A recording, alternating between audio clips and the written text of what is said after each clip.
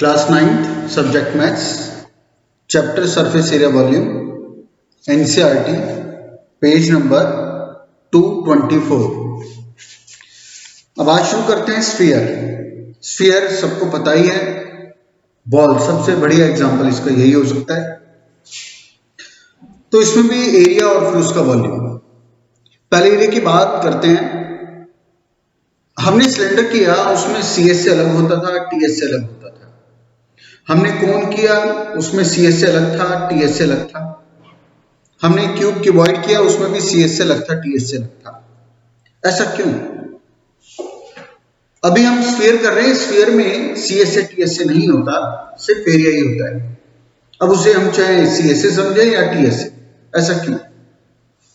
ये जैसे सिलेंडर है, सिलेंडर में हमें पता है कि सिलेंडर यहां से शुरू हो रहा है और यहां पे खत्म हो रहा है, या ये कहीं यहां से शुरू और यहां पे खत्म है। ये वाला पोर्शन इसका बिल्कुल अलग है और जो ऊपर और नीचे के इसके फेस है ये बिल्कुल अलग है। कोन में हमने देखा, कोन में ऊपर तो टिप है उसकी, वो तो बंद है। फिर एक ये वाला हिस्सा और नीचे पूरा सर्कुलर गोल है, ठीक है ना। तो कोन में भी हम बोलेंगे ऊपर टिप से शुरू हुआ है, नीचे बॉटम पे खत्म है, या बॉटम से शुरू हुआ है और वहां पर खत्म है। तो हमने ऐसे क्यूब में, ऐसे क्यूबॉइड में भी हम देखा करते हैं, स्टार्टिंग तो वो कहीं हो रहा है और द एंड उसका कहीं हो रहा है।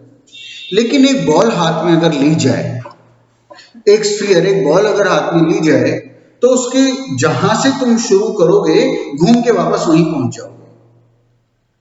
बॉल में, स्फीयर में कोई भी उसका बिगिनिंग और एंडिंग पॉइंट नहीं है। जो उसकी बिगिनिंग है वो उसका एंड भी होगा। तो उसमें ऊपर नीचे का चक्कर अलग है। एक बात और, सिलेंडर है, ऊपर ढक्कन हो सकता है, कोन है, ढक्कन हो सकता है, क्यूब या क्यूबॉइडिकल बॉक्स, उसका भी ऊपर या नीचे से कहीं पे भी खोलने का बंद करने का ढक्कन हो सकता है। लेकिन बॉल, स्फीयर, उसमें कहीं ऊपर कैप या ढक्कन नहीं हो सकता।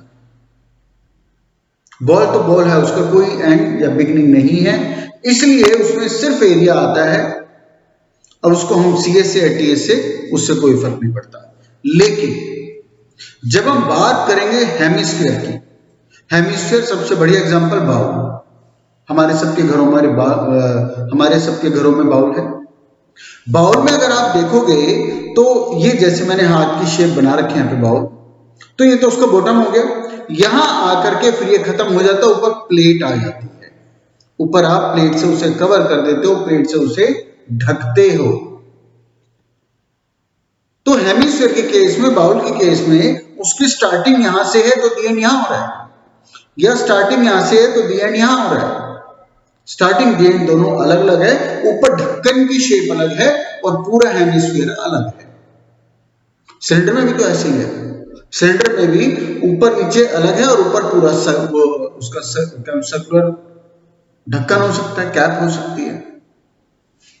तो हेमिस्फीयर में दो अलग अलग पार्ट है, एक तो उसका ये वाला पार्ट और एक ऊपर ढक्कन वाला पार्ट, प्लेट वाला पार्ट। तो वहां पर ये दोनों चीजें चलेगी। पेज नंबर 224 पर total surface area of hemisphere, second window में total surface area of hemisphere 3 pi r square, उसके ऊपर सीएस से लिखा है हेमिस्फीयर का 2 pi r square. Page number 223 back page पर surface area of sphere 4 pi r square. Sphere मैंने कहा, स्फीयर में सिर्फ एरिया होता है, उसे सीएस से कहीं टीएस से, उससे कोई फर्क नहीं पड़ता, simply 2 pi r square.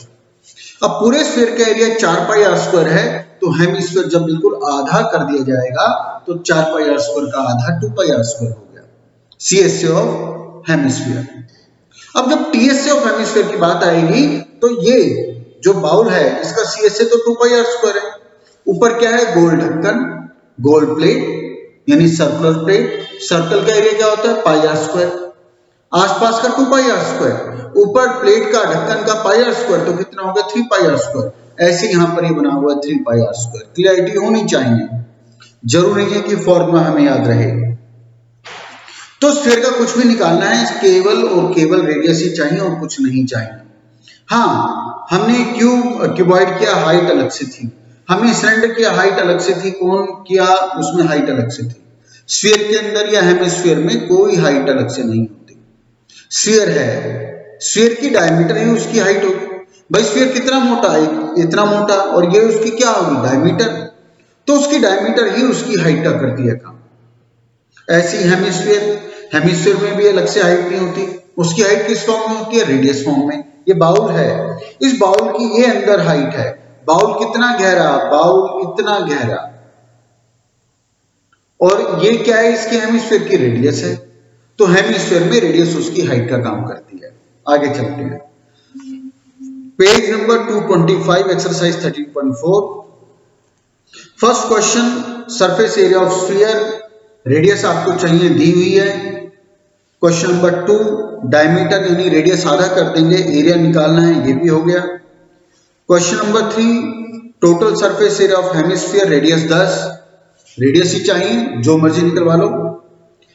Question number पहले 5 पर आ जाओ, एक हेमिस्फेरिकल बाउल ब्रास का है, इनर डायमीटर 10.5, रेडियस के लिए बिल्कुल कटिंग करके आधा लाने की जरूरत नहीं है, लास्ट वीडियोस के थ्रू भी मैंने ये तुम्हें डायरेक्शन दी है, अपॉन में 2 करके चलो, कटिंग में आपका बेनिफिट मिलेगा। 10.5 है, डेसिमल हटाऊंगा नीचे 20 हो जाएगा, तो ऐसे रख के चलेंगे, कटिंग के बहुत अच्छे बेनिफिट मिलेंगे।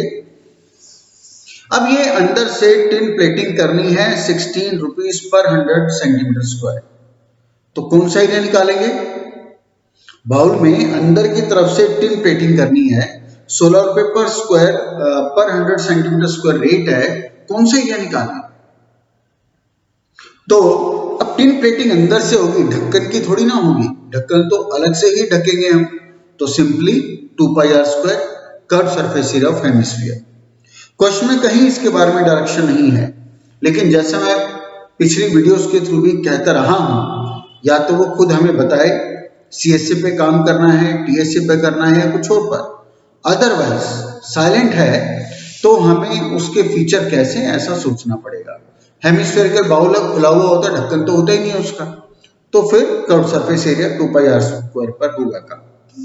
Question number 6, radius find out करनी है, सरफेस एरिया यानी 4 पाई आर स्क्वायर होता है, 4 पाई आर स्क्वायर, रेडियस आ जाएगी। क्वेश्चन 7 लास्ट में लूंगा, क्वेश्चन 8 पर आ जाओ। अब हम बाउल देखते हैं, बाउल की अपनी तो कोई थिकनेस होती है ना, ठीक है ना, और स्टील का है तो बहुत कम थिक होगा, लेकिन अगर ग्लास का है या बोरोसिल का है तो उसकी एग्जैक्टली थिकनेस होती है, जो हमें नजर भी आती है। तो इसने ये कहा एक हेमिस्फेरिकल बाउल है, वो जिस शीट का बना हुआ है वो 0.25 सेंटीमीटर मोटी है, जो बाउल हमारे पास है वो 0.25 सेंटीमीटर थिक शीट से बना हुआ है, इनर रेडियस उसकी 5 सेंटीमीटर है, find the outer surface area of the bowl.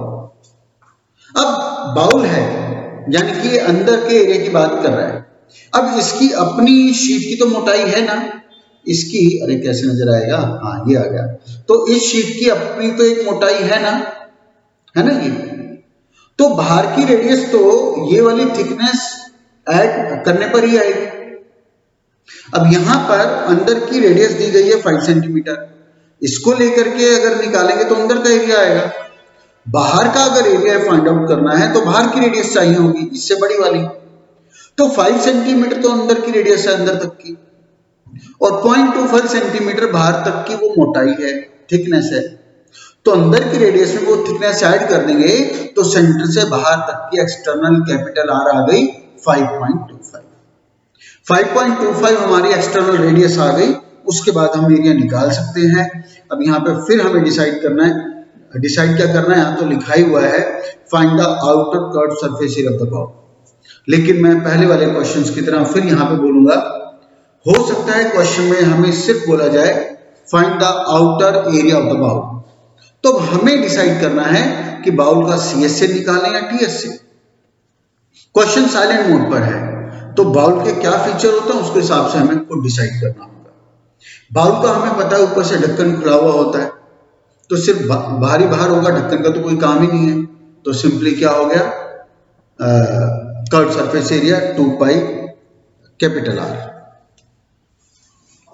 Question number अब चलते हैं 4, 7 एंड 9, तीनों क्वेश्चन को इंपॉर्टेंट मार्क कर लो, 4, 7, 9। एग्जाम में इन तीनों में से ही क्वेश्चन आता है, अदरवाइज तो तुमने देखा बिल्कुल डायरेक्ट क्वेश्चन है, सिंपल क्वेश्चन है। क्वेश्चन नंबर 4 और क्वेश्चन नंबर 7 ये तुम लोगों ने क्लास 8 में भी किया होगा। एनसीईआरटी में तो शायद ना भी रहा हो, लेकिन अगर तुमने 8th क्लास में surface area volume solid figure के नाम से शायद रहा होगा चैप्टर, अगर ये तुमने रेफरेंस बुक आरडीआरएस किसी भी रेफरेंस बुक से किया होगा तो उनमें ये क्वेश्चन 8th में तुम्हें जरूर मिले होंगे। क्वेश्चन नंबर 4 में आपको बोला गया एक स्फेरिकल बैलून है जिसका रेडियस फिलहाल 7 सेंटीमीटर था, एयर पंप किया तो उसका 14 हो गया, बड़ा होने के बाद उसका रेडियस 14 हो गया। अब कहता है दोनों केसेस में उनके एरिया का रेशियो बताओ, दोनों केसेस में उनके एरिया का रेशियो बताओ। अब इसको करने के तरीके दो हो सकते हैं, वैसे तो तुम लोग कर ही लोगे, मेरा इसमें तुम्हें वो बताने का पॉइंट आउट करने का कुछ खास नहीं है, फिर भी वे ऑफ सॉल्यूशन को मैं थोड़ा सा इंडिकेट करूंगा। देखो इसने ये कहा दोनों के सरफेस एरिया का रेशियो बताओ। अब है तो स्फीयर 4 पाई आर स्क्वायर, अब पहले तो मैं 7 सेंटीमीटर लेकर के उसका एरिया फाइंड आउट कर लूं, फिर 14 को लेकर के उसका एरिया फाइंड आउट कर लूं। जब दोनों के इंडिविजुअल एरियाज आ जाएंगे तब उसको हम रेशियो में रख करके दिखा दें, कटिंग करके जो भी होगा। बिल्कुल भी गलत नहीं है, बिल्कुल ठीक है, लेकिन ये टाइम कंज्यूमिंग है, आपको वर्किंग मल्टीप्लिकेशन आपका सारा टाइम खाएगी और पॉसिबल है कि हमारे से कई स्टेप्स को ऑपरेट करने में गलती भी हो जाए कटिंग मल्टीप्लिकेशन को। तो उससे बचने के लिए मैंने कुछ एक लास्ट वीडियो में भी ऐसा कुछ बताया था कि ऐसा कोई भी क्वेश्चन, हाँ एक वो कोन के नाम से क्वेश्चन हमने लास्ट वीडियो में किया था कि उसको 12 से पकड़ के घुमाया, फिर 5 से पकड़ के घुमाया, दोनों का रेशियो बताओ। तो जैसे मैंने वहां पर बोला था अलग अलग उनका एरिया या वॉल्यूम फाइंड आउट करने की जरूरत नहीं है, स्टार्टिंग से उसको रेशियो में लेके चलो, वैल्यूज आपके पास सारी हैं, उनको उसी में डालो, साथ साथ कटिंग होगी और बिना मेहनत के तुम्हारा डायरेक्ट आंसर आएगा। ठीक ऐसे इसमें भी मैं यही बोलूंगा, जब हमें पता है दोनों के एरिया का हमें रेशियो लेना है तो स्टार्टिंग से करके चलना चाहिए। अब पहले रेडियस था 7, उसके बाद था 14, एक रेडियस छोटा था और एक रेडियस बड़ा था, तो स्टार्टिंग से हम इसको रेशियो में रख के चलते हैं। छोटा स्फीयर अपॉन वो बड़ा spherical bowl, 4 pi r square 4 pi बड़ा एरिया ऑफ स्फीयर क्या होता है 4 pi r square.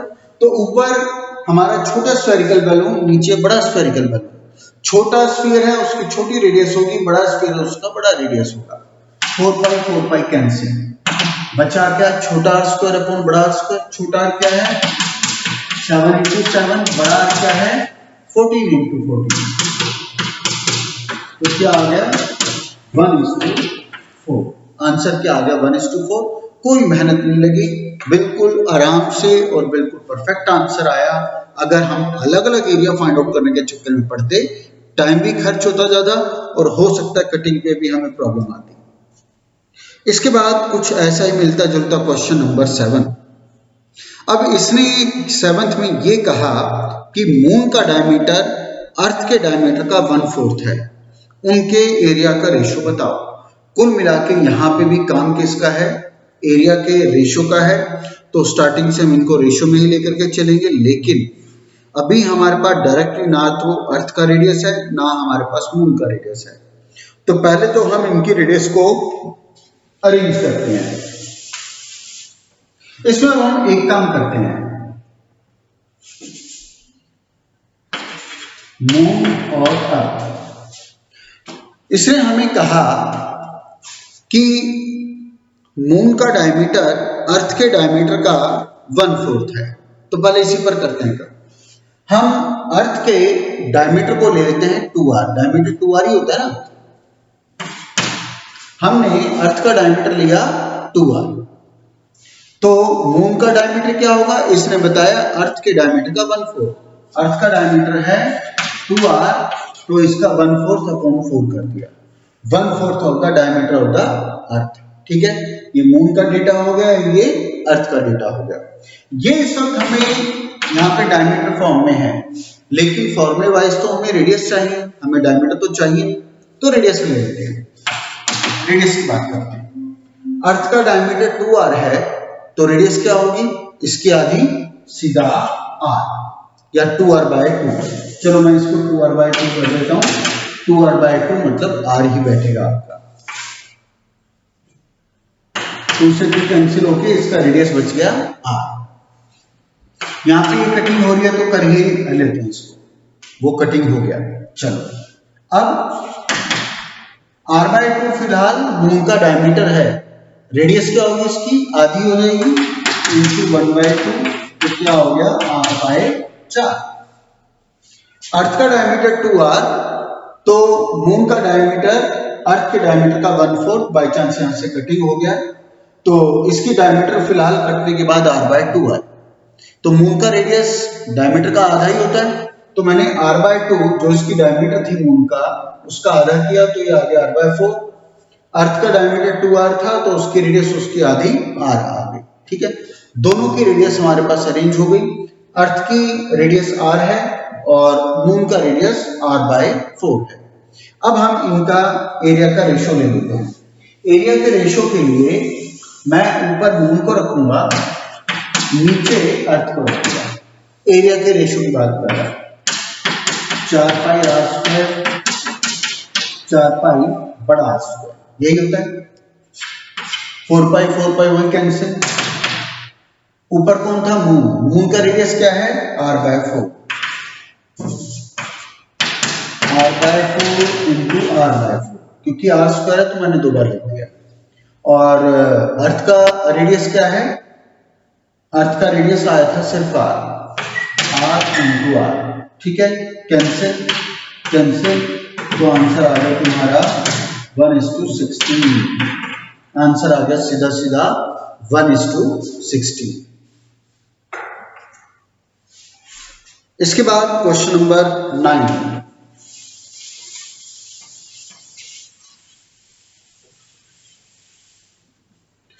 Question number 9, ये यहां पर इसकी फिगर दी हुई है। एक सिलेंडर में स्फीयर इन्होंने एनक्लोज किया हुआ है और ये स्फीयर कुछ इस साइज का है, या ये कहीं सिलेंडर और स्फीयर कुछ इस साइज के हैं कि जब उस सिलेंडर में स्फीयर डाला गया तो वो बिल्कुल फिट आया है, दोनों तरफ से उसकी शीट को टच कर रहा है, उसके कर्व सरफेस एरिया को स्फीयर टच कर रहा है। और हाइट वाइज भी स्फीयर उतना ऊंचा है, उतना मोटा है कि नीचे बॉटम और उसका ऊपर अगर प्लेट से ढका जाए या ढक्कन लगा दिया जाए तो स्फीयर ऊपर ढक्कन को, नीचे वाले ढक्कन को भी टच कर रहा है। स्फीयर कुछ इस साइज का है, सिलेंडर स्फीयर कुछ इस साइज के हैं कि वो बिल्कुल फिट है। जब स्फीयर डाला गया सिलेंडर में तो वो आसपास के कर्व सरफेस एरिया को भी टच कर रहा है, ऊपर और नीचे वाले ढक्कन को भी टच कर रहा है, बिल्कुल परफेक्ट। यहां पर स्फीयर का रेडियस तो है r। फर्स्ट पार्ट में पूछा है कि स्फीयर का एरिया बताओ, 4πr² होता है, r है तो आंसर यही रहा 4πr²। फिर कहता है curve surface area of cylinder, curve surface area of cylinder पूछा गया है। तो अब यहाँ पे सिलेंडर का सरफेस एरिया के लिए हमें चाहिए r और h, 2πrh होता है, तुम्हें याद होगा। अब इसको थोड़ा सा यहां से समझ लीजिए।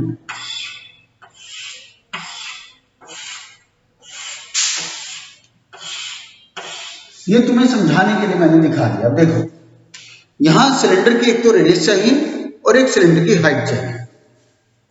अब इसीलिए मैंने शुरू में यहां पे इस क्वेश्चन में बताया कि ये बिल्कुल फिट है स्फीयर। जितना मोटा जितना चौड़ा स्फीयर है उतना ही मोटा चौड़ा सिलेंडर भी है। तो स्फीयर कितना चौड़ा, इतना चौड़ा, सिलेंडर कितना चौड़ा, इतना चौड़ा। तो जो उस स्फीयर की रेडियस होगी वही वाली सिलेंडर की भी रेडियस करेगी काम। ठीक है, तो सिलेंडर का रेडियस r ही रहा। अब सिलेंडर की चाहिए हाइट यहां से यहां तक।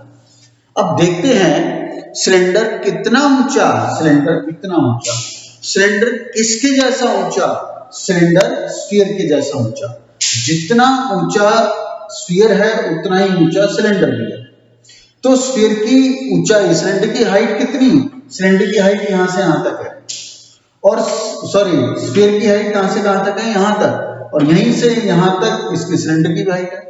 तो स्फीयर की हाइट क्या, स्फीयर की हाइट उसकी डायमीटर, जो मैंने शुरू में बताया।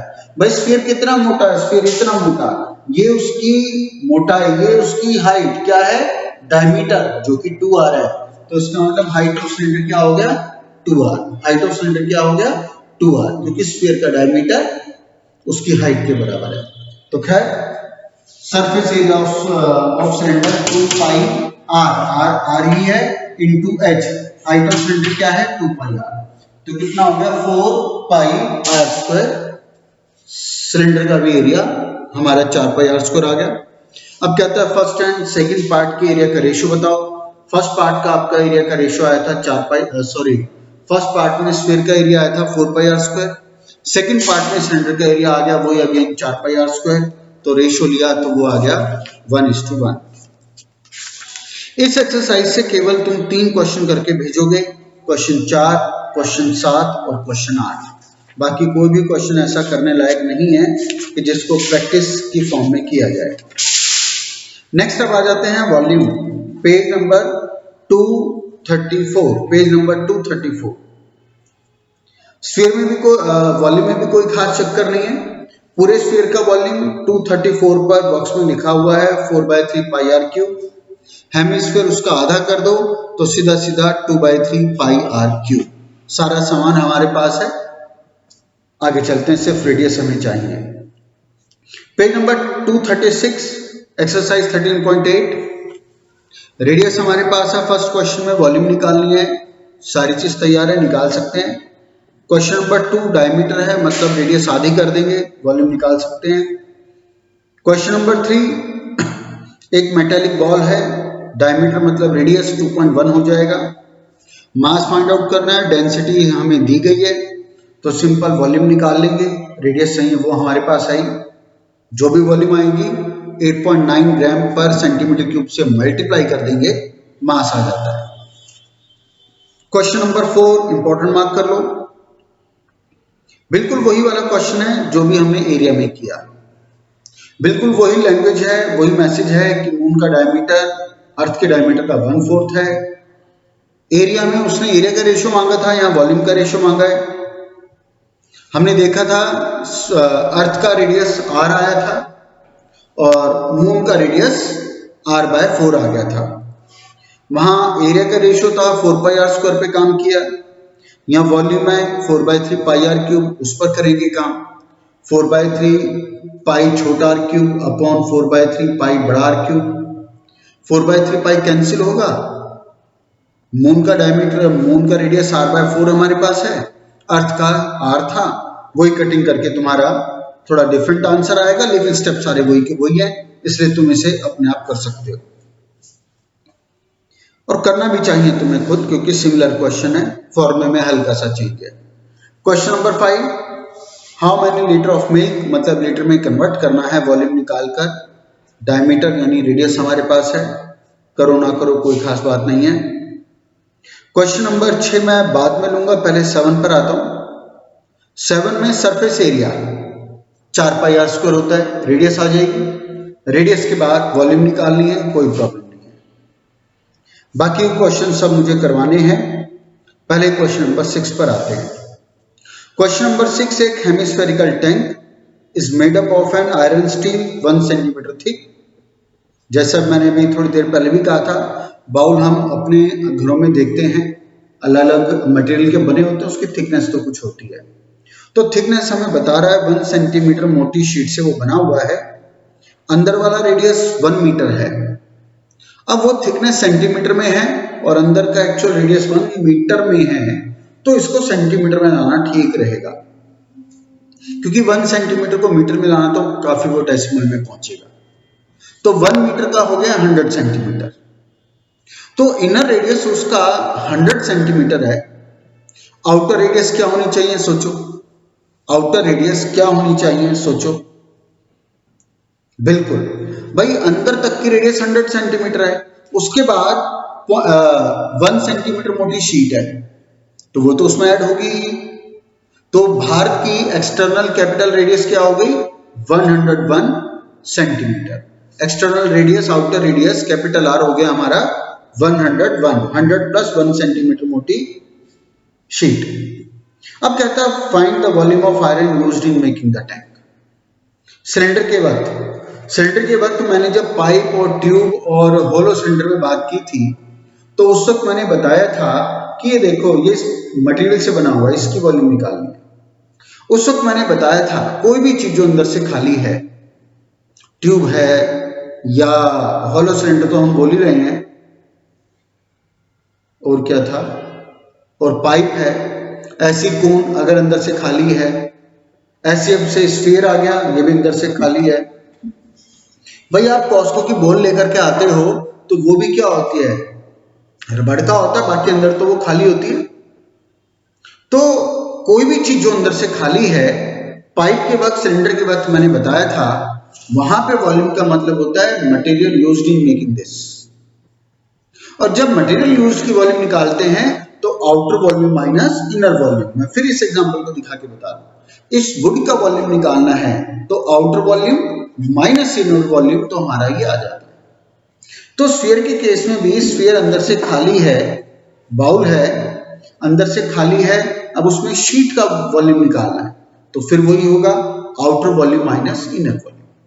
पहले तो हम यहाँ पे स्टेटमेंट लिखेंगे, let capital R and small r be the radii of the let capital R and small r be the outer and inner radii of the bowl। ये स्टेटमेंट आनी जरूरी है। let capital R and small r be the radii be the external and outer radii of the bowl such that छोटा r 100 centimetre, capital R 100 + 1 101 centimetre, ऐसा plus करके तुम्हें दिखाना है, डायरेक्ट 101 नहीं लिखेंगे। नेक्स्ट लाइन में volume of metal used in making the pipe वो bowl is equal to outer volume minus inner volume of the bowl. Next line 2/3 pi r cube, 2/3 pi r cube minus 2/3 pi r cube. बड़े और छोटे are का जरूर ध्यान रखना है। 2/3 pi common निकाल लिया, r cube minus r cube. यहाँ अब वैल्यू रख के इसको आगे चलाना, अलग अलग वैल्यूज रख करके पूरी वॉल्यूम निकालोगे तो हमारा काम इसमें ज्यादा होगा, टाइम भी ज्यादा लगेगा। क्वेश्चन नंबर 8 पर आ जाओ, इंपॉर्टेंट, मोस्ट इंपॉर्टेंट मार्क कर लो। एक हेमिस्फेरिकल डोम है, डोम वैसे हेमिस्फेरिकल ही होती है, और इसको वाइट वॉशिंग कराने पर 2 रुपए पर स्क्वायर मीटर के हिसाब से इतने का तुम्हारा इस पर कॉस्टिंग आएगी 498.96 पैसा।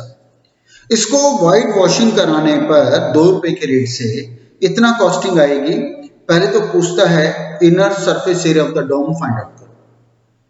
ये भी कंसेप्ट हमारी क्लियर होनी ही चाहिए। भाई टोटल कॉस्ट हम कैसे निकालते हैं, आप एरिया को रेट से मल्टीप्लाई करते हो तब टोटल कॉस्ट आती है, तो उल्टा करेंगे। टोटल कॉस्ट जो यहाँ पे 498.96 है, रेट पर 2 रुपीज से डिवाइड कर देंगे तो वो क्या आएगा, एरिया ही आएगा।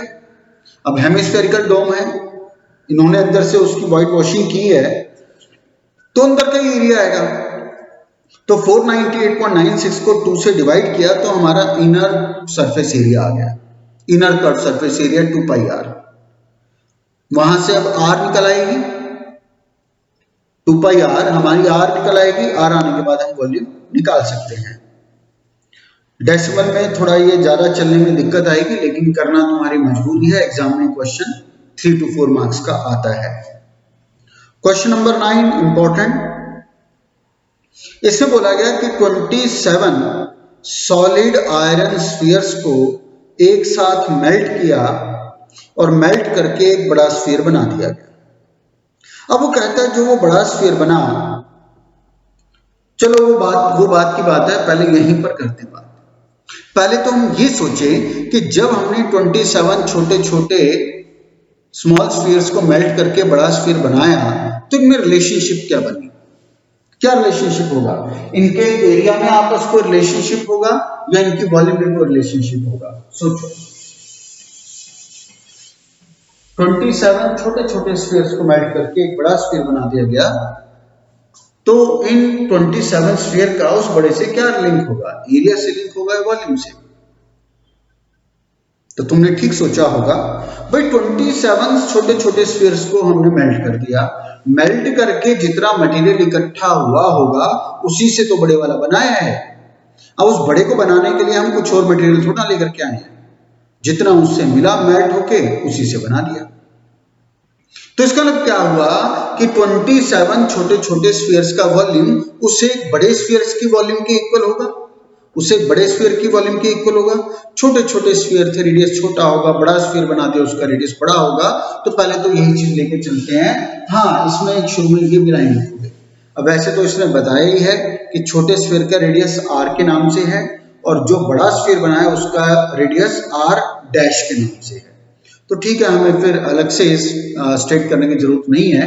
हाँ, इतना तो लिखेंगे, सिंस लेट नहीं लिखेंगे क्योंकि हम नहीं मान रहे, उसने दिया हुआ है since छोटा r and r dash be the radii of small sphere and large sphere to be formed. Next line में अब आप स्टेटमेंट डालोगे volume of 27 spheres to be melt या melted, volume of 27 spheres melted is equal to volume of single sphere to be formed. तो 27 into 4 by 3 pi r cube is equal to 4 pi बड़ा r। 27 छोटे छोटे spheres को मिला करके एक ये बड़ा स्फीयर बना दिया गया, इसका रेडियस बड़ा होगा, ऐसा हमें ध्यान रखना है। फायदा ये हुआ, ये कैंसिल, पाई से पाई कैंसिल, आपके पास बच गया 27 r क्यूब। अच्छा, मुझे ध्यान नहीं रहे तो r डैश के नाम से था, r डैश के बड़े वाला स्फीयर r डैश के नाम से था, तो हमें ऐसे लिखना होगा।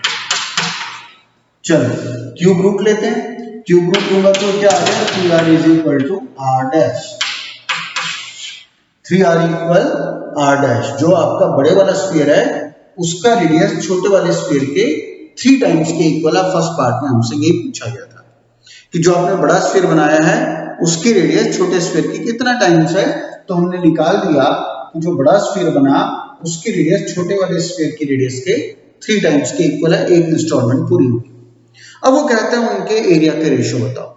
S मतलब तुम्हारा छोटे वाला और S डैश मतलब बड़े वाला। ले लेते हैं ऐसा उन S डैश 4 पाई r स्क्वायर 4 पाई r डैश स्क्वायर, बड़े वाले स्क्वायर का r डैश के नाम से, वही कैंसिल। चलो r स्क्वायर, ये r डैश का आया तुम्हारा, r डैश अब ये भी 3r के इक्वल आया ना, तो इसको यहाँ पे रिप्लेस कराओ 3r square, r square bracket खुला 9r स्क्वायर कैंसिल होके 1:9 आंसर आ गया।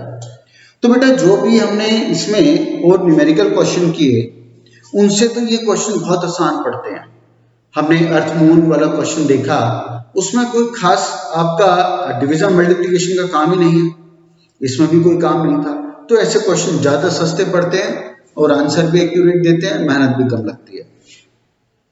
इस एक्सरसाइज से तुम्हें क्वेश्चन जो सबमिट करने हैं 13.8 से question number 4, question number 8, question number 9, question 4, 8 and 9, 3 question यहाँ से 3 क्वेश्चन वहां से, टोटल 6 क्वेश्चन हो गए दोनों एक्सरसाइज के। इसके साथ हमारा ये वाला चैप्टर खत्म हुआ और कल शाम तक तुम ये 6 के 6 क्वेश्चन सबमिट करोगे। आधे घंटे का काम है। धन्यवाद।